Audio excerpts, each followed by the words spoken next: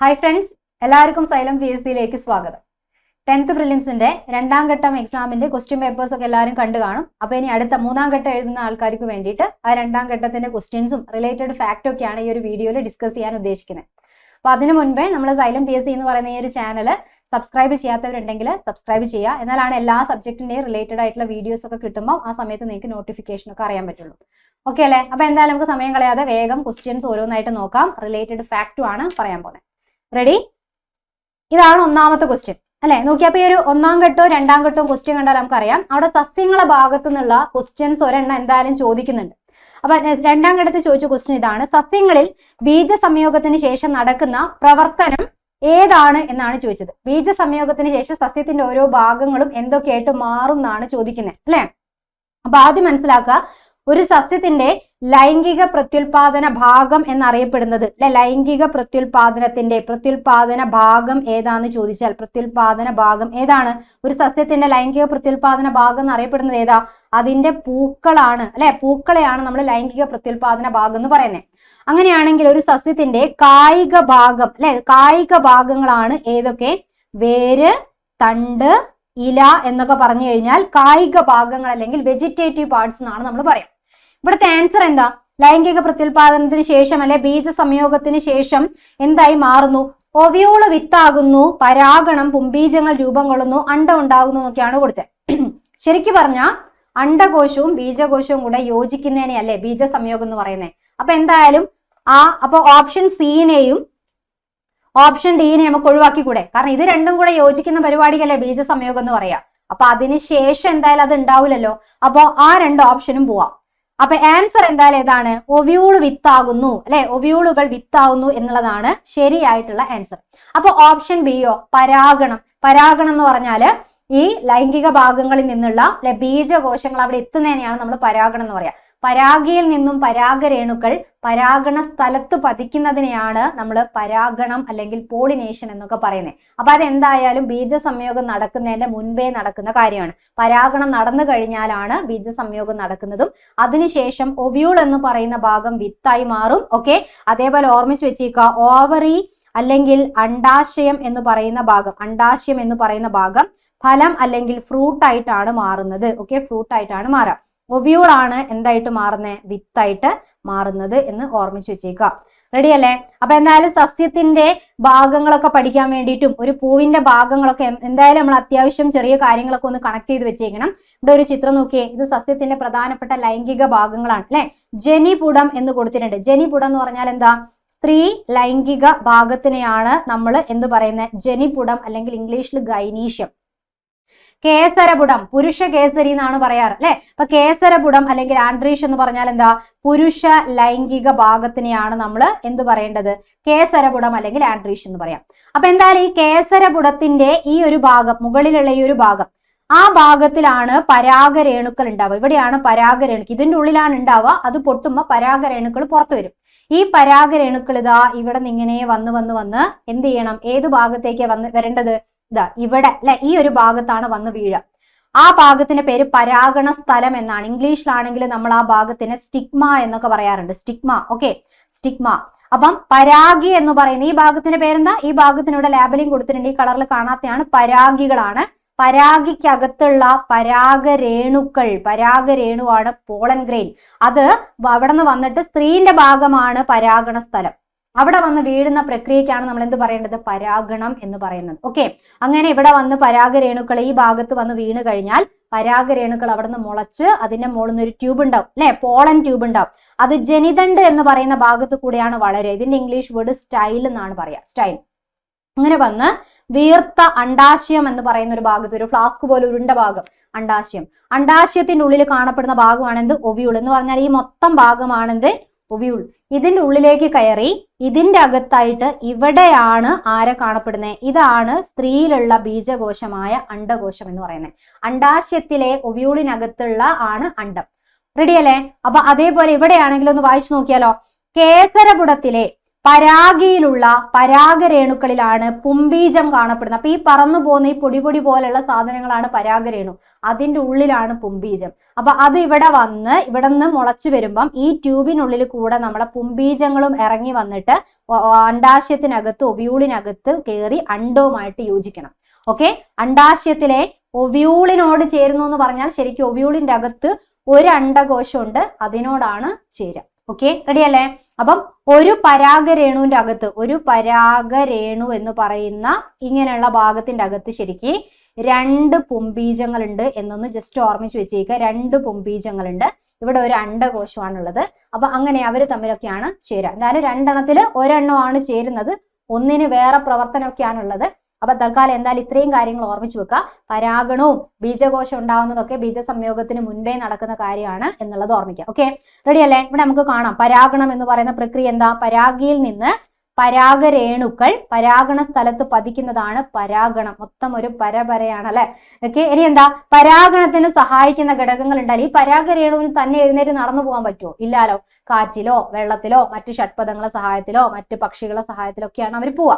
അപ്പൊ എന്തായാലും ഇങ്ങനെ ആരൊക്കെയാണോ പരാഗരേണുക്കൾ ഒരു സ്ഥലത്ത് നിന്ന് മറ്റേ പരാഗണ സ്ഥലത്ത് പോയി വീഴാൻ സഹായിക്കുന്നത്, ആ ഘടകങ്ങളെ നമ്മൾ പരാഗണകാരികൾ അല്ലെങ്കിൽ പോളിനേറ്റിംഗ് ഏജന്റ് എന്നൊക്കെയാണ് വിളിക്കുക. ഓക്കെ, റെഡി അല്ലേ? അപ്പൊ പരാഗണം നടന്നു കഴിഞ്ഞാലാണ് എന്തുണ്ടാവുന്നത്? വിത്ത് ഉണ്ടാവുന്നത് എന്നൊക്കെ നമ്മൾ പഠിച്ചു. ബീജസംയോഗം നടക്കണം, ഒവ്യൂള് വിത്തായിട്ട് മാറും.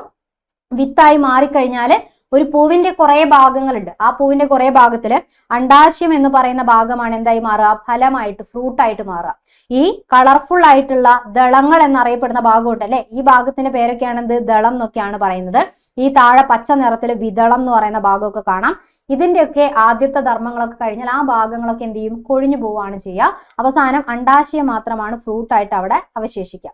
തക്കാളി പോലെയുള്ള ഫ്രൂട്ടൊക്കെ കണ്ടാൽ നിങ്ങൾക്കറിയാം, അതിന്റെ മുകളിൽ മാത്രം വിതളം എന്ന് പറയുന്ന ഭാഗം, പച്ച കളറുള്ള ഭാഗം ചില പൂക്കളില് ഫ്രൂട്ട് ആയാലും അവിടെ തന്നെ അവശേഷിക്കും. ബാക്കിയുള്ളതിലൊക്കെ എന്ത് ചെയ്യും? കൊഴിഞ്ഞു പോകും. ഇവിടെയൊക്കെ ആണെങ്കിൽ ഇങ്ങനെ ഒരു ഭാഗം ഇവിടെ ഇല്ല അല്ലെ? അതൊക്കെ കൊഴിഞ്ഞു പോയിട്ട് കാണാം. തക്കാളി, മുളക് എന്നൊക്കെ പറയുമ്പോൾ ചില ചെടികളിൽ വിതളം അവിടെ അവശേഷിക്കും ഫ്രൂട്ടിന്റെ കൂടെ. അല്ലാത്തതിൽ എല്ലാ ഭാഗവും കൊഴിഞ്ഞു പോകും. അണ്ടാശയം മാത്രം അവശേഷിച്ചത് ഫ്രൂട്ടായിട്ട് മാറുകയാണ് ചെയ്യാം. റെഡി അല്ലേ? അപ്പൊ എന്തായാലും ഒന്നാമത്തെ ക്വസ്റ്റ്യൻ അത്യാവശ്യം കാര്യങ്ങൾ കിട്ടിക്കാണെന്ന് വിചാരിക്കുകയാണ്. അടുത്ത ക്വസ്റ്റ്യൻ എന്താ? സ്ഥിരം ക്വസ്റ്റ്യൻ ആണ് അല്ലെ? പരിസ്ഥിതി ഭാഗത്തുനിന്ന് കൺസർവേഷൻ, എക്സിറ്റു ഇൻസിറ്റു കൺസർവേഷൻ ഒരുപാട് ക്ലാസ്സുകളിലും കഴിഞ്ഞ യൂട്യൂബ് ക്ലാസ്സിലൊക്കെ നമ്മൾ പറഞ്ഞതാണ്. ഓർമ്മിച്ച് വെച്ചേക്കണം. എക്സിറ്റു കൺസർവേഷൻ ഉദാഹരണം ഏതാന്നാ ചോദിച്ചേ? Biosphere reserve, national park, botanical garden, community റിസർവുകൾ എന്ന് പറയുമ്പോൾ ഇൻസിറ്റുവിൽ പെടാത്തതിനെയാണ് എക്സിറ്റു എന്ന് പറയാം. അപ്പൊ ഇവിടുത്തെ ആൻസർ എന്താണ്? ഓപ്ഷൻ സി ആണ്, ബൊട്ടാണിക്കൽ ഗാർഡൻ ആണ് ആൻസർ അല്ലെ? ഇതിന്റെ കൂടെ ഒരു 2-3 കൂടെ എങ്ങോട്ട് ഓർമ്മിച്ച് വെച്ചാൽ ആ ഭാഗമായി. ബൊട്ടാണിക്കൽ ഗാർഡൻ എന്ന് പറയുന്നത് പോലെ സുവോളജിക്കൽ ഗാർഡൻ പറയാം. ഓക്കെ, സുവോളജിക്കൽ ഗാർഡൻ എക്സാമ്പിൾ ആണ്. പിന്നെ ഏതാ വേണ്ടേ? ജീൻ ബാങ്ക് ആലോചിക്കാം. Okay, gene bank. അപ്പൊ ഈ 3 ശരിക്ക് ഏതിലാ വരിക? ഇവർ 3 എന്താണ്? എക്സിറ്റു കൺസർവേഷന്റെ എക്സാമ്പിൾ ആണ്. ജീവികളെ അതിന്റെ സ്വാഭാവിക സ്ഥലത്ത് നിന്ന് മറ്റൊരു സ്ഥലത്ത് മാറ്റിപ്പാർപ്പിച്ച് പരിചരിക്കുക.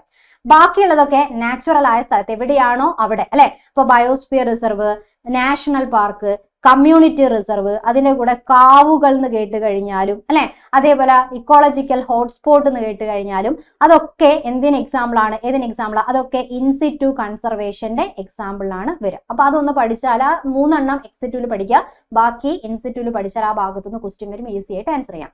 റെഡി? അടുത്ത ക്വസ്റ്റ്യൻ എന്താ? ഗ്രന്ഥി കോശങ്ങളിൽ കൂടുതലായി കാണപ്പെടുന്ന കോശാംഗം തിരഞ്ഞെടുക്കുക. ഇതൊക്കെ ഡയറക്റ്റ് SCRT ക്വസ്റ്റ്യൻ ആണ് കേട്ടോ. ഗ്രന്ഥി കോശം എന്ന് പറഞ്ഞാൽ എന്താ? ഗ്രന്ഥികളാണ് ഹോർമോൺ, എൻസൈം ഇങ്ങനെയുള്ള സാധനങ്ങളെയൊക്കെ നിർമ്മിക്കുന്നത് അല്ലെ? എൻസൈമിനെയാണ് നമ്മൾ രാസാഗ്നി എന്ന് പറയാം. അപ്പൊ ഗ്രന്ഥികളാണ് നിർമ്മിക്കുന്നത്. അപ്പൊ ഹോർമോൺ, എൻസൈം നിർമ്മാണത്തിലൊക്കെ പങ്കെടുക്കുന്ന കോശാംഗങ്ങൾക്കാണ് അവിടെ റോള്. ഗ്രന്ഥി കോശങ്ങൾ കൂടുതലൊക്കെ ആണ്. ഇവിടെ ഏതാ? ഫേനം, ribosome, endoplasmic reticulum, Golgi complex എന്ന് പറയുമ്പോൾ ആൻസർ എന്താ? Answer is option D, Golgi complex ആണ്. ഓക്കെ, ഗോൾജി കോംപ്ലക്സ് ആണ്. ഇത് നമ്മൾ SCRT ടെക്സ്റ്റിൽ വ്യക്തമായിട്ട് പറഞ്ഞതാണ്. ഇവിടെ നോക്കിയേ, ഇതാണ് ഗോൾജി കോംപ്ലക്സിന് കാണിക്കുന്ന ഭാഗം അല്ലെ? Golgi complex. രാസാഗ്നിയാണ് എൻസൈം. ഹോർമോണുകൾ, ശ്ലേഷ്മരസം തുടങ്ങിയ കോശസ്രവങ്ങളെ ചെറിയ സ്തര സഞ്ചികളിലാക്കി പുറത്തുവിടുന്നവരാണ് ഇത് ഗോൾജി കോംപ്ലക്സ്. അപ്പൊ ഇതുമായിട്ട് ബന്ധപ്പെട്ടത് എവിടെയാ കാണുക? ഗ്രന്ഥി കോശങ്ങളിലായിട്ടാണ് കൂടുതൽ കാണപ്പെടുന്നത്. ഫേനം എന്ന് പറയുമ്പോൾ ചോദിക്കാൻ സാധ്യതയുള്ള ഒരു കാര്യം എന്ന് പറയുമ്പോൾ വലിയ ഫേനം, വലിപ്പം കൂടിയ ഫേനം കാണപ്പെടുന്ന എവിടെയാ? സസ്യകോശത്തിന്റെ ഉള്ളിൽ വലിയ ഫേനം ആണെന്നുള്ളത് സസ്യകോശത്തിന്റെ പ്രത്യേകതയാണ്. ഓർമ്മിച്ച് വെച്ചേക്കുക. ഫേനം എന്ന് പറയുന്ന ആ വലിയ ഭാഗത്തിന് ചുറ്റുമായിട്ട് ഒരു സ്ഥലം കാണാൻ പറ്റും. ടോണോപ്ലാസ്റ്റ് എന്നാണ് പേര്. ഓർമ്മിക്കണം. ടോണോപ്ലാസ്റ്റ് എന്ന സവിശേഷ സ്ഥലം കാണപ്പെടുന്ന കോശാംഗം ഏതാന്ന് ചോദിച്ചാൽ ഫേനം എന്ന് പറയുന്ന ആൻസർ നമുക്ക് പറയാം. ഓക്കെ, ജലം, ലവണം, വിസർജ്യ വസ്തു ഇതൊക്കെയാണ് ആ ഫേനത്തിന്റെ അകത്ത് സംഭരിച്ചു വെക്കുക. ഇനി മൈറ്റോകോൺട്രിയ പഠിക്കുമ്പോൾ പെട്ടെന്ന് ഓർമ്മിക്കേണ്ട പോയിന്റ് എന്താ? ഊർജ്ജ നിലയം, പവർ ഹൗസ് എന്ന് ഇംഗ്ലീഷ് പറയും അല്ലെ. അപ്പൊ ആ വാക്കും പഠിക്കുക, അങ്ങനെയും ചോദിക്കുന്നതാണ്. പവർ ഹൗസ് അല്ലെങ്കിൽ ഊർജ്ജ നിലയം. അപ്പൊ ഊർജത്തിനെ നിർമ്മിക്കാനും കഴിയും, സംഭരിച്ചു വെക്കാനും കഴിയും. സംഭരിച്ചു വെക്കുക എന്ന് പറയുന്ന സമയത്ത് എന്താ? ATP പോലെയുള്ള ഊർജ നാണയത്തിന്റെ രൂപത്തിലാക്കിയിട്ട് സംഭരിക്കുക അല്ലെ. ഊർജ നാണയം അല്ലെങ്കിൽ എനർജി കറൻസി എന്നൊക്കെ നമ്മൾ ഇംഗ്ലീഷ് പറയും. അപ്പൊ ആ രൂപത്തിലാക്കി സംഭരിക്കാൻ ആവശ്യമുള്ളപ്പോൾ എടുത്ത് ഉപയോഗിക്കാനും കഴിവുള്ള ആളാണ് മൈറ്റോകോൺട്രിയ. അപ്പൊ ഊർജാവശ്യം കൂടുതൽ എവിടെയാന്ന് വെച്ചാൽ നമ്മളെ കരള്, തലച്ചോറ്, പേശി ഇങ്ങനെയുള്ള കോശങ്ങളിലാണ് മൈറ്റോകോൺട്രിയനെ കൂടുതൽ കാണും. ഗ്രന്ഥിയിൽ കൂടുതൽ ഗോൾജി കോംപ്ലക്സ് എന്ന് പറഞ്ഞതുപോലെ കരൾ, തലച്ചോറ്, പേശികളിലൊക്കെ കൂടുതൽ ഊർജാവശ്യം കൂടുതലുള്ളിടത്താണ് ഇവരെ നമുക്ക് കാണാൻ പറ്റുക. എൻഡോപ്ലാസ്മിക് റെറ്റിക്കുലാണ് അടുത്തത് അല്ലെ. അതിന് മലയാളം പേര് ഓർമ്മിച്ച് വെച്ചേക്കുക. അന്തർദ്രവ്യ ജാലിക എന്നറിയപ്പെടുന്ന കോശാംഗമാണ് ഇത് എൻഡോപ്ലാസ്മിക് റെറ്റിക്കുലം. കോശത്തിന്റെ സഞ്ചാരപാത, ഇതിന്റെ ഘടന കണ്ടോ? ഇങ്ങനെയാണ് അല്ലെ. നമ്മൾ പണ്ട് ബാലരമയിലും കളിക്കുടുക്കയിലൊക്കെ വഴി കാണിച്ചത് ഓർമ്മയില്ലേ? ഇങ്ങനെയുള്ളതിന്റെ ഉള്ളിൽ കൂടെ പോയിട്ട് ഒരു മുയലിന് ക്യാരറ്റ് കൊടുത്ത് ഓർമ്മയില്ലേ? അപ്പൊ ആ വഴി കാണിക്കുന്ന ആലോചിച്ച് കഴിഞ്ഞാൽ സഞ്ചാരപാത എന്നുള്ളത് നമുക്ക് അവിടെ കണക്ട് ചെയ്യാൻ പറ്റും. സഞ്ചാരപാത. ഓക്കെ, അപ്പൊ കോശത്തിനുള്ളില് പദാർത്ഥ സംവഹനം നടക്കുക. അപ്പൊ ഇതിന്റെ ഉള്ളിൽ കൂടിയാണ് പദാർത്ഥ സംവഹനങ്ങളൊക്കെ നടക്കും. പിന്നെ ഇത് മൊത്തത്തിൽ നമ്മൾ ബിൽഡിംഗ് ഒക്കെ ഉണ്ടാക്കുമ്പോൾ നമ്മൾ കുറെ കമ്പിയൊക്കെ ഇങ്ങനെ വളച്ച് വെക്കുന്നില്ലേ? അതേപോലെ കോശത്തിന്റെ ഉള്ളില് ഇങ്ങനെ ചുറ്റി വളച്ച ഈ എൻഡോപ്ലാസ്മിക് റെറ്റിക്കുലം ഉള്ളതുകൊണ്ട് കോശത്തിന് ഒരു ദൃഢതയും ആകൃതിയൊക്കെ കിട്ടും അല്ലെ മൊത്തത്തില്. അതുകൊണ്ട് ഇതിനെ നമ്മൾ കോശാസ്ഥികൂടം എന്നാണ് പറയുക. അപ്പൊ നമ്മുടെ ശരീരത്തിനകത്ത് അസ്ഥികൂടം ഉള്ളതുകൊണ്ടാണ് നമുക്ക് ദൃഢതയും ആകൃതിയൊക്കെ കിട്ടുന്നത്. അതേപോലെ കോശത്തിന്റെ അകത്ത് ഇവര് ദൃഢതയും ആകൃതിയും കൊടുക്കുന്നുണ്ട്. ഇതിനെ കോശത്തിന്റെ അസ്ഥികൂടം, കോശാസ്ഥികൂടം എന്നാണ് പറയാം. പിന്നെ റൈബോസോം ആണ്, സ്ഥിരം ചോദിക്കുന്നതാണ്. മാംസ്യ നിർമ്മാണ കേന്ദ്രം എന്നാണ് പറയാം കേട്ടോ. മാംസ്യം എന്ന് പറഞ്ഞാൽ എന്താ? പ്രോട്ടീൻ ആണ് അല്ലെ. അപ്പൊ പ്രോട്ടീൻ നിർമ്മിക്കുന്ന സ്ഥലം എന്നുള്ള അർത്ഥത്തില് പ്രോട്ടീൻ ഫാക്ടറി എന്ന് പറയാം. ഈ റൈബോസോം എന്ന് പറയുന്ന കുഞ്ഞു തരി പോലെയാണ് കാണാം. അത് എൻഡോപ്ലാസ്മിക് റെറ്റിക്കുലം തൊട്ട മുകളിൽ പഠിച്ച കോശാംഗത്തിന്റെ മുകളിൽ പറ്റിപ്പിടിക്കും. കണ്ടല്ലോ ഇവിടെ മുഴുവൻ കുത്തുകുത്തില്ലേ? അതാരാ? റൈബോസോമിനെയാണ് കാണിച്ചത്. അല്ലെങ്കിൽ നമ്മൾ കോശദ്രവ്യത്തിൽ സ്വതന്ത്രമായിട്ടും ഒക്കെ കാണപ്പെടുന്ന സ്തരാവരണം ഇല്ലാത്ത ഒരു കോശാംഗം, സ്തരാവരണം ഇല്ലാത്ത ഒരു കോശാംഗമാണ് ഏത്? നമ്മുടെ റൈബോസോം. സെൻട്രോസോം അല്ലെ സെൻട്രിയോൾ എന്നൊക്കെ പഠിച്ചിട്ടുണ്ടാവും. അതിനും സ്തരാവരണം ഇല്ല എന്നുള്ളത് ഓർമ്മിച്ച് വെച്ചേക്കുക. ഇവിടെ റൈബോസോമിനും ഇല്ല. അടുത്ത ക്വസ്റ്റ്യൻ നോക്കുകയാണെങ്കിൽ എന്താ? താഴെ തന്നിരിക്കുന്നവയിൽ രക്തത്തിൽ കാണപ്പെടുന്ന പ്രോട്ടീൻ ഏതാണ്? രക്തത്തിൽ കാണപ്പെടുന്ന പ്രോട്ടീൻ. രക്തത്തിൽ കാണുന്ന പ്രോട്ടീൻ എന്ന് പറഞ്ഞാൽ രക്തത്തിന്റെ പ്ലാസ്മ എന്ന് പറയുന്ന ഭാഗം പഠിച്ചതാണ് അല്ലെ. പ്ലാസ്മ എന്ന് പറഞ്ഞാൽ എന്താ? രക്തത്തിന്റെ ദ്രാവക ഭാഗത്തിനെയാണ് നമ്മൾ പ്ലാസ്മ എന്ന് പറയാം അല്ലെ. മൊത്തം രക്തം എടുത്തിട്ട് നമ്മൾ രണ്ട് ഭാഗമായിട്ട് തിരിച്ചു കഴിഞ്ഞാൽ പ്ലാസ്മ എന്ന് പറയുന്ന ഭാഗം ഒരു 55% ഉണ്ടാവും. രക്തത്തിലെ കോശങ്ങൾ എന്ന് പറയുന്ന ഭാഗം എന്ന് വെച്ചാൽ RBC, WBC അല്ലെ, പ്ലേറ്റ്ലെറ്റ് ഇങ്ങനെയുള്ള രക്തകോശങ്ങൾ എല്ലാവരും കൂടെ 45% ഉണ്ടാകുന്നുള്ള നമ്മളെ ടെക്സ്റ്റ് പറയുന്നതാണ്. പഠിക്കണം കേട്ടോ. 55%, 45%. അപ്പൊ കൂടുതൽ ഏതാ? ദ്രാവക ഭാഗമായ പ്ലാസ്മ. ഈ പ്ലാസ്മയ്ക്ക് ഒരു നിറമുണ്ട് അല്ലെ. പ്ലാസ്മയുടെ നിറം ചോദിച്ചു കഴിഞ്ഞാൽ എന്താണ്? ഇളം മഞ്ഞ നിറമാണ്. ഇളം മഞ്ഞ നിറമാണ്. അപ്പൊ എന്നാൽ അത്രയും കാര്യങ്ങൾ നമുക്ക് കിട്ടി. ഈ പ്ലാസ്മയില് എന്തായാലും ദ്രാവക ഭാഗം എന്ന് പറയുമ്പോൾ അതിന്റെ ഒരു 90 മുതൽ 92% വരെ വെള്ളം തന്നെ. പിന്നെ ഒരു 7 മുതൽ 8% പ്രോട്ടീൻ കാണപ്പെടുന്നുണ്ടെന്ന് പറഞ്ഞു അല്ലെ. അപ്പൊ ഈ പ്രോട്ടീൻ തന്നെയാണ് ഇവിടെ ചോദിച്ച പ്രോട്ടീൻ. അപ്പൊ രക്തത്തിലെ പ്രോട്ടീൻ എന്ന് പറഞ്ഞാൽ പ്ലാസ്മയിൽ കാണപ്പെടുന്ന പ്രോട്ടീൻ തന്നെയാണ് ആൽബുമിൻ, ഗ്ലോബുലിൻ, ഫൈബ്രിനോജൻ. ഇതാണ് 3 ടൈപ്പ് പ്രോട്ടീൻ. ഓക്കെ, ആൽബം, പഴയ ആൽബം നോക്കുമ്പോൾ നമ്മുടെ രക്തസമ്മർദ്ദമൊക്കെ ഡൗൺ ആയി ചിലപ്പോൾ നമുക്ക് തല കറങ്ങും അല്ലെ, അങ്ങനത്തെ ഫോട്ടോ കണ്ടിട്ട്. അപ്പൊ രക്തസമ്മർദ്ദം ക്രമീകരിക്കുന്നതാണ് album, albumin. Okay, globulin, globe ഉപയോഗിച്ച് രോഗാണുവിനെയൊക്കെ നമുക്ക് എറിഞ്ഞു ഓടിക്കാൻ വേണമെങ്കിൽ പറ്റും എന്ന് പറഞ്ഞു. ഉരുണ്ട ഗ്ലോബ് എടുത്ത് രോഗാണുവിനെ പ്രതിരോധിക്കുന്ന ആലോചിച്ചാൽ രോഗപ്രതിരോധത്തിന് സഹായിക്കുന്നു. ഫൈബ്രിനോജൻ, ഫൈബർ പോലത്തെ നാരൊക്കെ വെച്ചിട്ട് കെട്ടിക്കഴിഞ്ഞാൽ നമ്മളെ മുറിവൊക്കെ അല്ലെ, മുറിവ് രക്തസ്രാവമൊക്കെ കുറയ്ക്കാൻ പറ്റും. അപ്പൊ രക്തം കട്ട പിടിക്കുന്നതിൽ പ്രധാന പങ്ക് വഹിക്കുന്നു. അങ്ങനെയും ഓർമ്മിച്ചു വെക്കാം. അപ്പൊ ഇവര് 3 ആളും തന്നെയാണ്. ഇതിൽ ആരെങ്കിലും ഇവിടെ ഉണ്ടോ? Yes, globulin. അപ്പൊ ഓപ്ഷൻ ഏതാ വരിക? ഓപ്ഷൻ ബി ആണ് ഗ്ലോബുലിൻ എന്ന് പറഞ്ഞാൽ. ലിഗ്നിൻ എന്ന് പറഞ്ഞാലും സ്യൂബറിൻ എന്ന് പറഞ്ഞു കഴിഞ്ഞാലൊക്കെ അതൊക്കെ സസ്യത്തിന്റെ കോശഭിത്തി പഠിക്കുമ്പോൾ സസ്യങ്ങളുമായിട്ട് ബന്ധപ്പെട്ട് അവിടെ കാണപ്പെടുന്ന ആ ഭാഗങ്ങൾക്ക് കട്ടി കൊടുക്കുന്ന പദാർത്ഥങ്ങളാണ് ലിഗ്നിനും സ്യൂബറിനും ഒക്കെ കേട്ടോ. ക്രിയാറ്റിൻ എന്ന് പറഞ്ഞാൽ നമ്മൾ വൃക്ക പഠിക്കുന്ന സമയത്ത് രക്തത്തിൽ നിന്ന് അരിച്ചെടുത്ത് ഒഴിവാക്കുന്ന മാലിന്യത്തിന്റെ കൂട്ടത്തിലൊക്കെയാണ് നമ്മൾ ക്രിയാറ്റിൻ എന്ന് പറയുന്ന ഭാഗം പഠിക്കാം. റെഡി അല്ലേ? ഇനി അടുത്തൊരു ക്വസ്റ്റ്യൻ നോക്കാം. തന്നിരിക്കുന്നവയിൽ മാംസ്യത്തിന്റെ ദഹനവുമായി ബന്ധമില്ലാത്തത് ഏത്? മാംസ്യത്തിന്റെ ഇംഗ്ലീഷ് വേർഡ് എന്താ? പ്രോട്ടീൻ എന്നല്ലേ പറയാ. പ്രോട്ടീന്റെ ദഹനമായിട്ട് ബന്ധമില്ലാത്തതാ. പ്രോട്ടിയേസ് എന്ന് പറയുന്ന വാക്ക് കേൾക്കുമ്പോൾ ബന്ധം തോന്നുന്നില്ലേ? അപ്പൊ അതിന് ബന്ധമുണ്ട് അല്ലെ. പിന്നെയുള്ളത് എന്താ? പെപ്സിൻ, ട്രിപ്സിൻ എന്നൊക്കെയാണ് കൊടുത്തത്. പെപ്സിൻ ചിലപ്പോൾ പായിൽ തുടങ്ങുന്നു, പ്രോട്ടീൻ ഉണ്ട്. ആമാശയത്തിൽ ആമ പെപ്സി കുടിച്ചു എന്ന് പറയുമ്പം ആമാശയ രസത്തിൽ കാണപ്പെടുന്ന പ്രോട്ടീന്റെ ദഹനത്തിന് സഹായിക്കുന്ന ആളാണ് എന്ത്? പെപ്സിൻ. ഓക്കെ. അതുപോലെ പാന് ട്രിപ്പ് അടിച്ചു എന്ന് പറയും. ട്രിപ്സിൻ പറയുമ്പം പാന് ട്രിപ്പ് അടിച്ചു എന്ന് പറയും ട്രിപ്സിനെ പറ്റി പറയുമ്പം. അപ്പൊ പാൻ ആരാ? ട്രിപ്പ് അടിക്കുന്ന പാൻ ഏതാ? പാൻക്രിയാസ് ആണ്. Okay, pancreas. അപ്പൊ പാൻക്രിയാസ് ഉണ്ടാക്കുന്ന ദഹനരസത്തിനെ ആഗ്നേയരസം എന്ന് പറയും അല്ലെ. പാൻക്രിയാസിന്റെ മലയാളമാണ് എന്ത്? ആഗ്നേയഗ്രന്ഥി. അപ്പൊ പാൻക്രിയാസ് അല്ലെങ്കിൽ ആഗ്നേയരസത്തിലുള്ള ട്രിപ്സിൻ ആണെങ്കിലും പ്രോട്ടീന്റെ ദഹനത്തിന് സഹായിക്കുന്നതാണ്. അപ്പൊ ഇവിടെ പെടാത്തത് ഏതാ? ലിപ്പേസ് ആണ് ആൻസർ അല്ലെ. ലിപ്പേസ് എന്നുള്ള പേര് കേട്ടാലേ നമുക്ക് കിട്ടൂലേ. ലിപ്പേസ് എന്ന് പറയുമ്പോൾ ലിപ്പിഡ് ആണ്. ലിപ്പിഡ്, കൊഴുപ്പ്, കൊഴുപ്പിന്റെ ദഹനം, ലിപ്പിഡിന്റെ ദഹനവുമായിട്ട് ബന്ധപ്പെട്ട ആളാണ് ലിപ്പേസ് കേട്ടോ, മറക്കരുതേ. അപ്പൊ ലിപ്പേസ് ഓർമ്മിച്ച് വെച്ചേക്കാം. എവിടെയാണെങ്കിലും ലിപ്പിഡിനെ അല്ലെങ്കിൽ കൊഴുപ്പിനെ എന്താക്കി മാറ്റുന്നവരാണ്? Fatty acid plus glycerol. Okay, fatty acid, glycerol ഇതൊക്കെ ആക്കി മാറ്റുന്നവരാണ് ഏത്? ലിപ്പേസ്. എവിടെ കേട്ടാലും ഇത് തന്നെയാണ് ഫംഗ്ഷൻ. ഇനി അമിലേസ് എന്ന് പറയുന്ന വേർഡ് നമുക്ക് കേൾക്കാം. അമിലേസ് ആണെങ്കിൽ രണ്ടക്ഷരം ആലോചിച്ചാൽ മതി. അന്നജത്തിനെ പിടിച്ച് മാൾട്ടോസ് ആക്കി മാറ്റുന്നവരാണ്. ഓക്കെ, അന്നജത്തിനെ മാൾട്ടോസ് ആക്കി മാറ്റുന്ന രാസാഗ്നിയാണ് അമിലേസ്. അത് ഉമിനീരിൽ കാണുകയാണെങ്കിൽ സലൈവറി അമിലേസ് എന്ന് പറയും. പാൻക്രിയാസ് ഉണ്ടാക്കുന്ന ആഗ്നേയരസത്തിൽ കാണുകയാണെങ്കിൽ നമ്മൾ പാൻക്രിയാറ്റിക് അമിലേസ് എന്ന് പറയും. എവിടെയാണെങ്കിലും സ്ഥാനം വെച്ചിട്ടാണ് പേര് മാറുന്നത്. പക്ഷെ ധർമ്മത്തിൽ വ്യത്യാസമില്ല. അമിലേസ് എവിടെ കേട്ടാലും അന്നജം, മാൾട്ടോസ്. ലിപ്പേസ് കേട്ടാൽ ലിപ്പിഡ്. ബാക്കിയുള്ളതൊക്കെ എന്താണ്? പ്രോട്ടിയേസ് ആണ്. പെപ്സിനും ട്രിപ്സിനും മാറിപ്പോവരുത്. ആമയാണ് പെപ്സി കുടിക്കുക. അപ്പൊ ആമാശയരസത്തിലുള്ള പ്രോട്ടീന്റെ ദഹനത്തിന് സഹായിക്കുന്നതാണ് പെപ്സിൻ. ഓക്കെ, ആഗ്നേയരസത്തിലുള്ള പ്രോട്ടീന്റെ ദഹനത്തിന് സഹായിക്കുന്നതാണ് എന്ത്? ട്രിപ്സിൻ. കിട്ടിയല്ലോ? ഓക്കെ അല്ലെ? സിമ്പിൾ ആണ് അല്ലെ? വിചാരിച്ചതിനേക്കാളൊക്കെ സംഭവം സിമ്പിൾ ആണ്. അങ്ങനെ കണക്ട് ചെയ്ത് വെച്ച് പഠിച്ചു കഴിഞ്ഞാൽ മതി. അപ്പോൾ ഒന്നും കൂടി ഈ ഒരു സ്ലൈഡിലൊക്കെ കൊടുത്തത് കാണാം. ഇതൊക്കെ നമ്മൾ 9ാം ക്ലാസ്സിന്റെ ടെക്സ്റ്റ് ബുക്കിലൊക്കെ വ്യക്തമായിട്ട് കൊടുത്തിട്ടുണ്ട് കേട്ടോ. അപ്പൊ ഇവിടെ എന്താ കൊടുത്തത്? പെപ്സിൻ എന്ന് പറയുന്ന വാക്കാണ് ഇവിടെ ഉള്ളത്. പെപ്സിൻ ആണ് കേട്ടോ, പെപ്സിൻ ആണ്. പ്രോട്ടീനെ ഭാഗികമായി പെപ്റ്റോണുകളാക്കുന്നു, കൊടുത്തത് കാണാം. ഓക്കെ, ഇനി ഇവിടെ കൊടുത്തത് എന്താന്ന് വെച്ചാൽ ഗ്യാസ്ട്രിക് ലിപ്പേസ് എന്നാണ്. ഇത് ഇവിടെ ഉണ്ട്, കളർ അങ്ങനെ ആയതുകൊണ്ട് ചിലപ്പോൾ നിങ്ങൾക്ക് ക്ലിയർ ആവുന്നുണ്ടാവില്ല. ഗ്യാസ്ട്രിക് ലിപ്പേസ് ആണ്. കണ്ടല്ലോ, ലിപ്പേസ് എന്ന് കേട്ടാൽ കൊഴുപ്പാണ്. കൊഴുപ്പിനെ ഭാഗികമായി ദഹിപ്പിക്കുന്നു. പിന്നെ ഇവിടെ ഉള്ളത് എന്താ? ഹൈഡ്രോക്ലോറിക് ആസിഡ് എന്നാണ് കൊടുത്തത്. Hydrochloric acid. ഓക്കെ, അപ്പൊ എന്തായാലും ആമാശയത്തിൽ കാണപ്പെടുന്ന ആസിഡ് ആണ് ഏത്? Hydrochloric acid. എങ്ങനെ എഴുതാം? HCl എന്ന് എഴുതാം. ഇങ്ങനെ ഷോർട്ടാക്കി എഴുതാം അല്ലെ. ആഹാരത്തിന്റെ കൂടെ നമ്മൾ ആമാശയത്തിലെത്തുന്ന രോഗാണുക്കളെ നശിപ്പിക്കുക. അതാണ് ഇവർ ചെയ്യുന്ന ഒരു പ്രധാന പണി. അതല്ലാതെ മുകളിൽ ഇപ്പം പറഞ്ഞ ലിപ്പേസ് ആണെങ്കിലും പെപ്സിൻ ആണെങ്കിലും ഒക്കെ വർക്ക് ചെയ്യണമെങ്കിൽ ആമാശയത്തിൽ ഒരു pH അസിഡിക് ആയിരിക്കണം. എന്ന് പറഞ്ഞാൽ 6-നേക്കാൾ കുറഞ്ഞ 7-നേക്കാൾ കുറഞ്ഞ ഒരു pH വേണം. ആ pH ക്രമീകരിച്ചു കൊടുക്കുന്നത് ആരാ? ആസിഡാണ്. ഓക്കെ, അപ്പൊ ഹൈഡ്രോക്ലോറിക് ആസിഡിന്റെ pH പറയാറുണ്ട് 1 മുതൽ 3 വരെയുള്ള pH ഒക്കെയാണ് ഹൈഡ്രോക്ലോറിക് ആസിഡ്. അത്രയും സ്ട്രോങ് ആസിഡ് ആണ്. പിന്നെ ഏതാണ്? നമ്മൾ ആമാശയത്തിൽ കാണപ്പെടുന്ന അടുത്തതാണ് എന്ത്? ശ്ലേഷ്മം എന്ന് പറയുന്ന വഴുവഴുപ്പുള്ള ഒരു സാധനം അല്ലെ. അപ്പൊ ശരിക്കും നോക്കി ആമാശയത്തിനകത്ത് ഇത്രയും ആസിഡും എൻസൈം ഒക്കെ ഉള്ളത്. അപ്പൊ ആമാശയത്തിന്റെ ഭിത്തിയൊക്കെ ചിലപ്പം കത്തിക്കരിഞ്ഞു പോകാൻ സാധ്യതയുണ്ട് അല്ലെ. അങ്ങനെ സംഭവിക്കുന്നുണ്ടോ? ഇല്ലല്ലോ. അപ്പൊ അങ്ങനെ നമ്മൾ ആമാശയത്തിന്റെ ഭിത്തിനെ സംരക്ഷിക്കുന്നത് എന്തുകൊണ്ടാ? ശ്ലേഷ്മം എന്ന് പറയുന്ന വഴുവഴുപ്പുള്ള ആവരണം ഭിത്തി നിറയെ ഇങ്ങനെ പൊതിഞ്ഞ് സൂക്ഷിച്ചു വെക്കുന്നതുകൊണ്ടാണ്. ഓക്കെ, അതേപോലെ ശ്ലേഷ്മത്തിന്റെ കൂടെ ബൈകാർബണേറ്റുകളെയും ആലോചിച്ച് വെച്ചേക്കുക. ബൈകാർബണേറ്റുകൾ നമ്മളെ ആമാശയത്തിലുണ്ട്.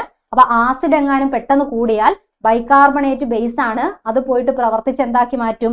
ആസിഡിനെ നിർവീര്യമാക്കി മാറ്റി നമ്മൾ ആമാശയത്തിനെ സംരക്ഷിക്കും. ശ്ലേഷ്മം പൊതിഞ്ഞ് സംരക്ഷിക്കും. ബൈകാർബണേറ്റ് ആണെങ്കിൽ ഈ രീതിയിൽ നിർവീര്യമാക്കിയിട്ട് സംരക്ഷിക്കും. റെഡി അല്ലേ? ക്ലിയർ ആണല്ലോ? അപ്പൊ ആ ഒരു ക്വസ്റ്റ്യന്റെയും അത്യാവശ്യം കാര്യങ്ങൾ പിടികിട്ടിയെന്ന് വിചാരിക്കുകയാണ്. നെക്സ്റ്റ് ഒരു ക്വസ്റ്റ്യൻ നോക്കിയേ. ഒരു പ്രസ്താവന ക്വസ്റ്റ്യൻ ആണ്. തന്നിരിക്കുന്നതിൽ നിന്ന് തെറ്റായ പ്രസ്താവന തിരഞ്ഞെടുക്കാനാണ് പറഞ്ഞത്. വൃക്കയിൽ ജലത്തിന്റെ പുനരാകിരണത്തിലൂടെ വാസോപ്രസിൻ ശരീരത്തിലെ ജലത്തിന്റെ അളവ് ക്രമീകരിക്കുന്നു. റെഡി ആണോ? വാസോപ്രസിന്റെ വേറെ പേരാണ് അല്ലെ, ADH എന്ന് പറയുന്നത്.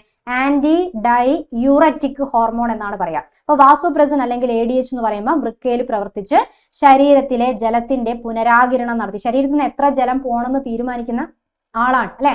അപ്പം പുനരാകിരണമൊക്കെ സഹായിച്ച് അളവ് ക്രമീകരിക്കുന്നു എന്ന് പറഞ്ഞാൽ ശരിയായ പ്രസ്താവനയാണ്. വേനൽക്കാലത്ത് വാസോപ്രസിന്റെ അളവ് കുറവായിരിക്കുന്ന പറഞ്ഞത്. വേനൽക്കാലത്താണ് നമ്മുടെ ശരീരത്തിലേക്ക് മാക്സിമം ജലം തിരിച്ചു പിടിക്കേണ്ടത്. കാരണം വേർപ്പിൽ കൂടെ കുറെ ജലനഷ്ടം ഓൾറെഡി ഉണ്ട്. അപ്പൊ യൂറിനിൽ കൂടെ മൂത്രത്തിൽ കൂടെ പോകാൻ പാടില്ല.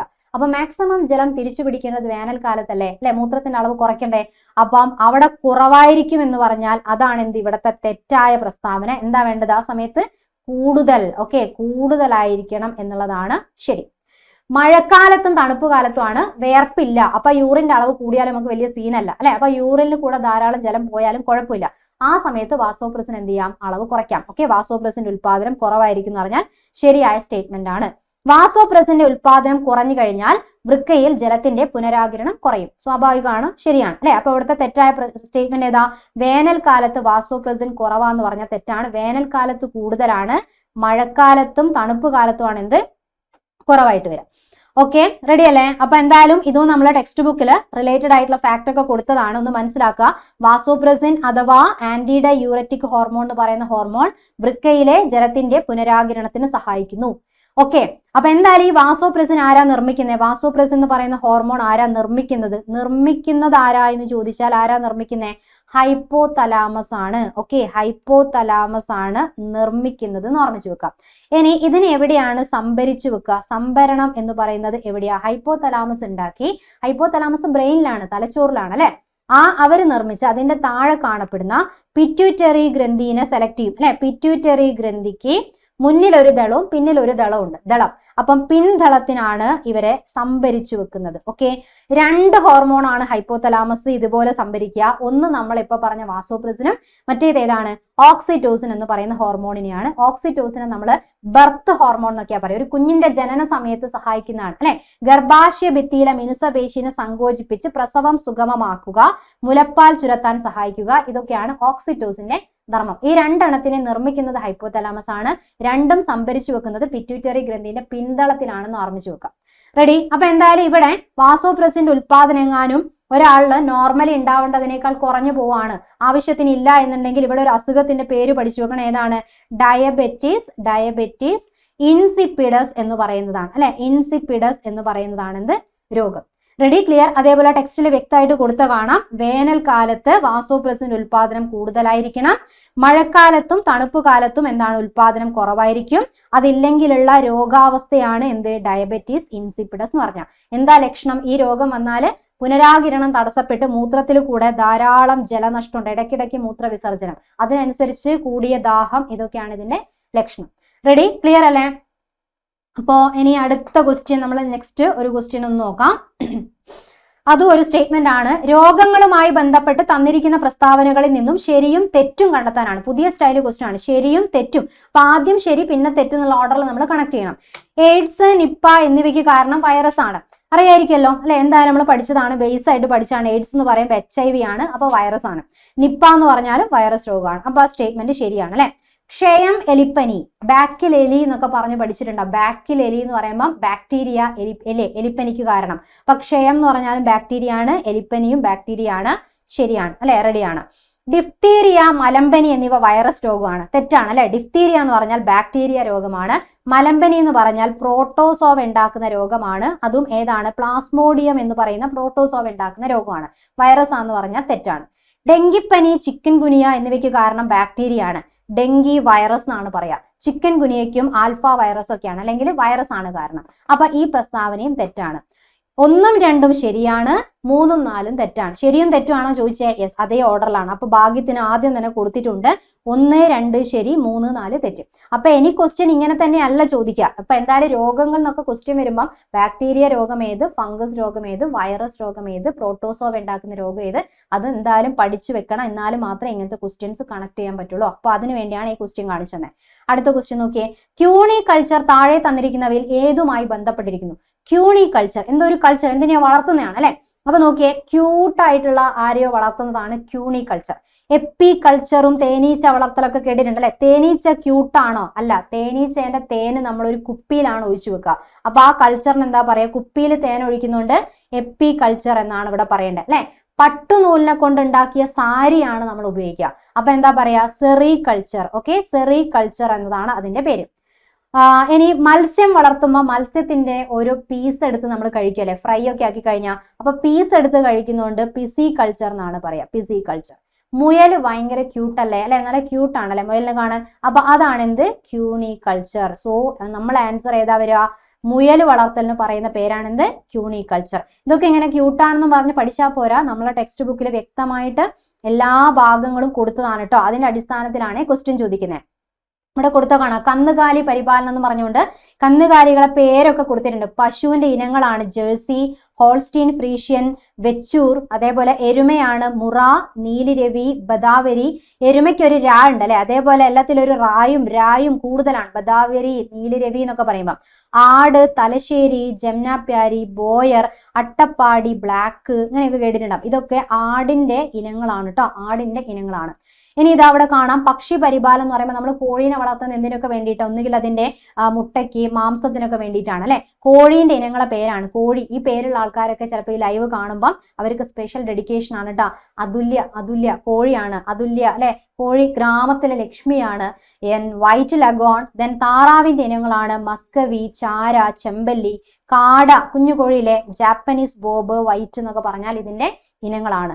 സെറികൾച്ചർ കാണാലോ, പട്ടുനൂൽ പുഴുവിന്റെ വളർത്തുന്നതിനെയാണ് നമ്മൾ പറയാം പട്ടുനൂൽ പുഴു അല്ലെ. പട്ടുനൂൽ പുഴുവിന്റെ തന്നെ ഇനങ്ങളെ പേര് കാണാം, മൾബറി പട്ടുനൂൽ പുഴു, ടെസർ, മുഗ എന്നൊക്കെ പറഞ്ഞുകൊണ്ട് ഓരോന്നായിട്ട് കാണാം. അപ്പൊ സ്വാഭാവിക പട്ടിന്റെ നിർമ്മാണത്തിനുള്ള ആ പട്ടുനൂൽ പുഴുക്കളെ വളർത്തുന്നതിനെയാണ് സെറികൾച്ചർ എന്ന് പറയാം. പിസി കൾച്ചർ ആണെങ്കിൽ ഒരു കഷ്ണം പീസ് അല്ലെ, ഫിഷിന്റെ ഒരു കഷ്ണം പീസ് ഉപയോഗിക്കൂലേ, അപ്പം ഓർമ്മിച്ച് വെച്ചേക്ക്, അതാണ് പിസി കൾച്ചർ. ഭക്ഷ്യാവശ്യത്തിനും അലങ്കാരത്തിനൊക്കെ വേണ്ടി നമ്മൾ ഫിഷിനെ വളർത്തും. കരിമീൻ, രോഹു, കട്ട്ല എന്നൊക്കെ പറഞ്ഞാൽ അത് നമ്മൾ ഭക്ഷ്യാവശ്യങ്ങൾക്കുള്ളതാണ്. അലങ്കാരത്തിനാണ് നമ്മൾ ഗോൾഡ് ഫിഷ്, ഗപ്പി അല്ലെ, ഫൈറ്റർ ഫിഷ്, ഇങ്ങനെ പലതിനെയൊക്കെ വളർത്താറുണ്ട്. പിന്നെ ഇതിൽ ഒരു ചെമ്മീന്റെ ഇനത്തിന്റെ പേര് കൊടുത്തിട്ടുണ്ട്, നാരനും കാരയും. ചെമ്മീൻ ഒരു നാര് പോലത്തെ ഒരു മീശയില്ലേ അല്ലെ, അപ്പൊ അങ്ങനെ ആലോചിച്ചാൽ മതി, നാരൻ, കാര.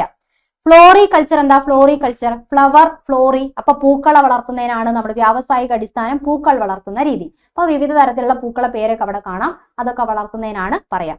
എപ്പി കൾച്ചർ എന്ന് പറഞ്ഞാൽ കുപ്പിയിലാക്കിയിട്ട് നമ്മൾ എപ്പി എന്താണ്? തേനീച്ച വളർത്തലിനാണ് പറയാം. തേൻ എന്ന് പറഞ്ഞാൽ ടേസ്റ്റി ആയിട്ടുള്ള ഫുഡുമാണ്, മെഡിസിനുമാണ് അല്ലെ. അപ്പൊ ഔഷധ ഗുണമുണ്ട്, പോഷക മൂല്യമുണ്ട്. പിന്നെ കുറച്ച് തേനീച്ചന്റെ പേര് കൊടുത്തത് ഓർമ്മിച്ച് വെച്ചേക്കണം എപ്പോഴും. കോലൻ, മെല്ലിഫറ, ഞൊടിയൻ. കോൽ ഉപയോഗിച്ച് മെല്ലെ വന്ന് നമ്മളെ ഞൊടിയും അല്ലെ, ഞൊടി എന്ന് വെച്ചാൽ കുത്തു, ഒരു കോലില്ലേ മെല്ലെ വന്ന് കുത്തുകയാണ് ചെയ്യുക. അപ്പൊ അതാണ് എന്ത്? തേനീച്ച. കോലൻ, മെല്ലിഫറ, ഞൊടിയൻ. Okay, clear. ക്യൂണിക്കൾച്ചർ ഇതാ ഇവിടെ നിന്നാണ് ചോദിച്ചത്. അപ്പൊ മുയലിനെ വളർത്തുന്നതിനാണ് നമ്മൾ പറയാ ഗ്രേ ജയന്റ്, വൈറ്റ് ജയന്റ് എന്നീ ഇനങ്ങൾ മുയലിന്റെ ഇനങ്ങളാണ്. അതേപോലെ അങ്കോറ എന്ന് പറയുന്ന ഒരു ഇനമുണ്ട്, രോമത്തിന് വേണ്ടിയിട്ട് വളർത്തുന്ന മുയലിന്റെ ഇനത്തിന്റെ പേരാണ് അങ്കോറ. മഷ്റൂം കൾച്ചർ എന്ന് പറഞ്ഞാൽ എന്താ? മഷ്റൂമിനെ വളർത്തുക, കൂൺ വളർത്തലിനാണ് നമ്മൾ പറയാ. സാധാരണ വളർത്തുന്ന കൂണാണ് പാൽക്കൂൺ, ചിപ്പിക്കൂൺ എന്നൊക്കെ പറഞ്ഞുകൊണ്ട് കുറെ ഇനങ്ങളൊക്കെ ഉണ്ട്. പിന്നെ ഹോർട്ടികൾച്ചർ കാണാം, ഇതൊക്കെ സ്ഥിരം ഇടയ്ക്കിടയ്ക്ക് ചോദിക്കുന്നതാണ്. ഇതേപോലെ പഴങ്ങളും പച്ചക്കറികളും കൃഷി ചെയ്യുന്ന രീതിക്കാണ് നമ്മൾ ഹോർട്ടികൾച്ചർ എന്ന് പറയാം. അപ്പോൾ ഓക്കെ, അപ്പൊ എന്തായാലും ടെക്സ്റ്റ് ബുക്കിലുള്ള ഭാഗങ്ങളിൽ നിന്നാണ് ക്വസ്റ്റ്യൻ വന്നത് എന്ന് ഒരു ഐഡിയ കിട്ടിയിട്ടുണ്ടാവും അല്ലെ. അടുത്തൊരു ക്വസ്റ്റ്യൻ നോക്കാം. കൈക്കുഴ, കാൽക്കുഴ എന്നിവിടങ്ങളിൽ കാണപ്പെടുന്ന അസ്ഥിസന്ധി ഏതാണ്? അസ്ഥിസന്ധി പഠിച്ചു വെച്ചേക്കുക. കൈക്കുഴ എന്ന് പറഞ്ഞാൽ ഇവിടെയാണ്, റിസ്റ്റിന്റെ ഭാഗം, മണിബന്ധം എന്നും പറയാറുണ്ട്. കാൽക്കുഴ കാലിന്റെ ലാസ്റ്റ് ആ പാദം ചേരുന്ന ഭാഗം അല്ലെ, അവിടെ കാണപ്പെടുന്നതിന്റെ ഏത് സന്ധിയാണ്? കാലിന്റെ ആ താഴെയുള്ള ഭാഗം ഉപയോഗിച്ചല്ലേ നമ്മളിങ്ങനെ തെന്നി വീഴുക, സ്ലിപ്പ് ആവുക. അപ്പൊ തെന്നി വീഴുന്നത് തെന്നി നീങ്ങുന്ന സന്ധി. ഓക്കെ, തെന്നി നീങ്ങുന്ന സന്ധി, ഗ്ലൈഡിങ് ജോയിന്റ് എന്നാണ് പറയാ കേട്ടോ. ഗോളരസന്ധി എവിടെയാ? ബോൾ ആൻഡ് സോക്കറ്റ് ജോയിന്റ് എന്നൊക്കെയാണ് ഇംഗ്ലീഷ് പറയാ. എവിടെയാ? നമ്മളെ തോളെല്ല്. ഓക്കെ, തോളെല്ലിലൊക്കെ തോളെല്ലിനോട് ചേർന്നിട്ട് തോളിലൊക്കെ കാണുന്ന, അല്ലെങ്കിൽ ഇടുപ്പ് അല്ലെ, ഇടുപ്പിലൊക്കെ കാണപ്പെടുന്ന സന്ധിയാണ് ഗോളരസന്ധി.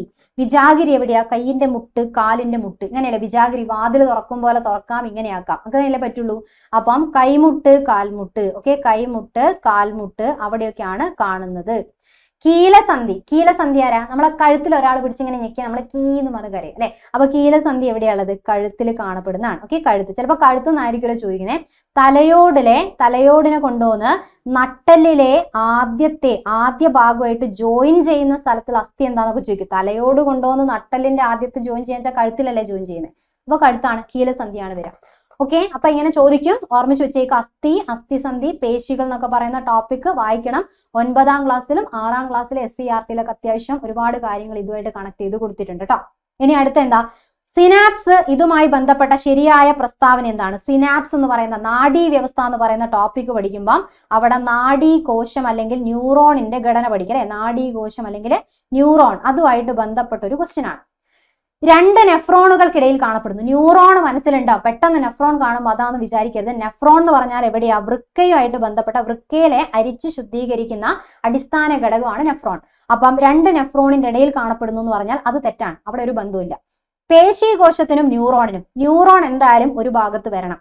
ഒന്നുകിൽ രണ്ട് ന്യൂറോൺ ചേരുന്നിടത്ത്, അല്ലെങ്കിൽ ഒരു ന്യൂറോണും ഒരു പേശിയും ചേരുമ്പോഴോ ഒരു ന്യൂറോണും ഒരു നമ്മളെ ഗ്രന്ഥിയും ചേരുന്നിടത്തൊക്കെ ഇത് കാണാം. ന്യൂറോൺ എന്തായാലും രണ്ടെണ്ണം ഉണ്ടാവണം, അല്ലെങ്കിൽ ഒന്നെങ്കിലും ഉണ്ടാവണം.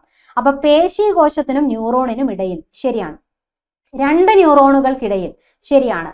രണ്ട് പേശിക്കിടയിൽ എന്ന് പറഞ്ഞു കഴിഞ്ഞാൽ അത് തെറ്റാണ്. ഓക്കെ, ഒരു പേശിയും ന്യൂറോണും ഓക്കെ, ഒരു ന്യൂറോണും ഒരു ഗ്രന്ഥി കോശമാണെങ്കിലും ഒക്കെ ഓക്കെ. ഓക്കെ, അപ്പൊ ഒന്നുകിൽ ഒന്ന് വരണം, അല്ലെ രണ്ടെണ്ണം വരണം. അപ്പൊ ഇവിടെ ശരിയായ പ്രസ്താവനയാണ് ചോദിച്ചത്. 2ഉം 3ഉം ശരിയാണ് അല്ലെ. അപ്പൊ അങ്ങനെ ഒരു ഓപ്ഷൻ ഉണ്ടോ? യെസ്, 2, 3 എന്നിവ ശരി. റെഡി അല്ലേ? ക്ലിയർ അല്ലേ? അപ്പൊ ഇതാണ് ഇതിന്റെ ആൻസർ. അപ്പൊ എന്തായാലും നമ്മളെ ടെക്സ്റ്റ് ബുക്കിലും 10ാം ക്ലാസ്സിന്റെ ടെക്സ്റ്റ് ബുക്കിലൊക്കെ സിനാപ്സ് എന്താന്നൊക്കെ വ്യക്തമായിട്ട് കൊടുത്താണ്. സിനാപ്സ് എന്ന് പറഞ്ഞാൽ രണ്ട് ന്യൂറോൺ ചേരുന്ന ഭാഗം എന്ന് നമ്മൾ പറയും അല്ലെ. അപ്പൊ രണ്ട് നാഡീകോശങ്ങൾ തമ്മിലോ അല്ലെങ്കിൽ ഒരു നാഡീകോശവും പേശീകോശവുമായോ നാഡീകോശവും ഗ്രന്ഥികോശവുമായോ ബന്ധമുള്ള ഭാഗത്തിനെയാണ് നമ്മൾ സിനാപ്സ് എന്ന് പറയാം. ഇവർ ബന്ധപ്പെടുക എന്ന് പറഞ്ഞാൽ ഇടയിൽ ഒരു ഗ്യാപ്പാണ്, ഡയറക്റ്റ് ടച്ച് ഇല്ല. അപ്പൊ ഈ ഗ്യാപ്പിനെ നമ്മൾ എന്താ പറയാ? സിനാപ്സിലുള്ള വിടവിന്റെ പേര് സിനാപ്റ്റിക് വിടവ് എന്നാണ്. അപ്പൊ ഇവിടെ ഒരു നാഡീകോശത്തിന്റെ സിനാപ്റ്റിക് നോബ് എന്ന് പറയുന്ന ഉരുണ്ട ഭാഗത്ത് നിന്ന് ഒരു രാസവസ്തുക്കളെ ഉണ്ടാക്കിയിട്ട് ഇതിലേക്ക് ഇങ്ങനെ ഒഴുക്കാണ്. കണ്ടില്ല, എവിടെ ഇങ്ങനെ ഉരുണ്ട് വരച്ചത് അതിനെയാണ് നമ്മൾ നാഡീയ പ്രേഷകം എന്ന് പറയാം. ഇത് പോയിട്ട് അടുത്ത ന്യൂറോണിന്റെ ഡെൻഡ്രൈറ്റിനെ തൊടുമ്പോഴാണ് അവർ ഉത്തേജിപ്പിക്കപ്പെടുന്നത്. അല്ലാതെ ഈ രണ്ട് ഭാഗം ഡയറക്റ്റ് കണക്ഷൻ ഇല്ല, ഇടയിൽ ഒരു വിടവാണ് അല്ലെ. അപ്പൊ ഇടയിലേക്ക് ഉണ്ടാക്കുന്ന രാസവസ്തുക്കളെയാണ് നാഡീയ പ്രേഷകം എന്ന് പറയാം. നാഡീയ പ്രേഷകത്തിന്റെ ഉദാഹരണങ്ങളാണ് അസറ്റൈൽ കൊളീൻ, ഡോപ്പാമിൻ എന്നൊക്കെ പറയുന്ന രാസവസ്തുക്കളാണ് ഈ ഒരു ഗ്യാപ്പിലേക്ക് ഒഴുകി വന്ന് അടുത്ത നാഡീകോശത്തിനെ ഉത്തേജിപ്പിക്കുന്നത്. അപ്പൊ ഇതേ ചിത്രം കാണാം, കണ്ടില്ലേ? രണ്ട് നാഡീകോശം ചേരുമ്പോൾ ഗ്യാപ്പ്. ഒരു നാഡീകോശം പോയി പേശിയോട് ചേരുന്ന അതിനെ സിനാപ്സ് എന്ന് പറയും. ഒരു നാഡിയും ഒരു ഗ്രന്ഥിയുമായി ചേരുമ്പോൾ ഇടയിലുള്ള സ്ഥലത്തിനെയൊക്കെ നമുക്ക് എന്ത് പറയാം? സിനാപ്സ് എന്ന് പേരിട്ട് വിളിക്കാം. ഓക്കെ, റെഡി അല്ലേ? അപ്പൊ എന്തായാലും നമ്മളെ ഈ ഒരു യൂണിറ്റിൽ ഈ ഒരു 2ാം ഘട്ടത്തിൽ ചോദിച്ച കുറെ ക്വസ്റ്റ്യൻസും കാര്യങ്ങളൊക്കെയാണ് ഇപ്പൊ മനസ്സിലാക്കിയത്. റിലേറ്റഡ് ഫാക്റ്റും ആണ് പറഞ്ഞത്. SCERT എന്നൊക്കെ ഡയറക്റ്റ് ഉള്ള ഒരുപാട് ക്വസ്റ്റ്യൻസ് വന്നിട്ടുണ്ട്. അപ്പൊ SCERT ടെക്സ്റ്റ് ബുക്കിന് പ്രാധാന്യം കൊടുത്തുകൊണ്ട് പഠിക്കാം. അത് മനുഷ്യ ശരീരമായിട്ടുള്ള കാര്യങ്ങൾ പഠിക്കാൻ 9ാം ക്ലാസ്സിന്റെ പഴയതും പുതിയതുമായിട്ടുള്ള ടെക്സ്റ്റ് ബുക്ക് ഉണ്ട് അല്ലെ. അപ്പൊ അത് പഠിച്ചു കഴിഞ്ഞാൽ ഒരുപാട് കാര്യങ്ങൾ, അതിൽ തന്നെ ദഹനവും ശ്വസനവും വിസർജനവും എല്ലാ കാര്യങ്ങളും അതിൽ ഒരുപാട് കാര്യങ്ങളായിട്ട് വന്നിട്ടുണ്ട്. റെഡി അല്ലേ? അപ്പൊ എന്തായാലും ഈ പറഞ്ഞ കാര്യങ്ങളൊക്കെ യൂസ്ഫുൾ ആയി കാണും, എനിക്ക് ക്ലിയർ ആയി കാണുമെന്ന് വിചാരിക്കുകയാണ്. അപ്പൊ എന്തായാലും ചാനൽ സബ്സ്ക്രൈബ് ചെയ്യാൻ മറക്കരുത്. വീഡിയോ ഇഷ്ടപ്പെട്ട് കഴിഞ്ഞാൽ ലൈക്ക് ചെയ്യാനും ഷെയർ ചെയ്യാനൊന്നും മറക്കരുത്. സബ്സ്ക്രൈബ് ചെയ്താലാണ് നോട്ടിഫിക്കേഷനും കാര്യങ്ങളൊക്കെ ആ സ്പോട്ടിൽ എനിക്ക് കിട്ടുള്ളൂ. അപ്പൊ എന്തായാലും ഇതുപോലെ യൂസ്ഫുൾ ആയിട്ടുള്ള വീഡിയോസ് ഒക്കെ ആയിട്ട് വീണ്ടും കാണാം.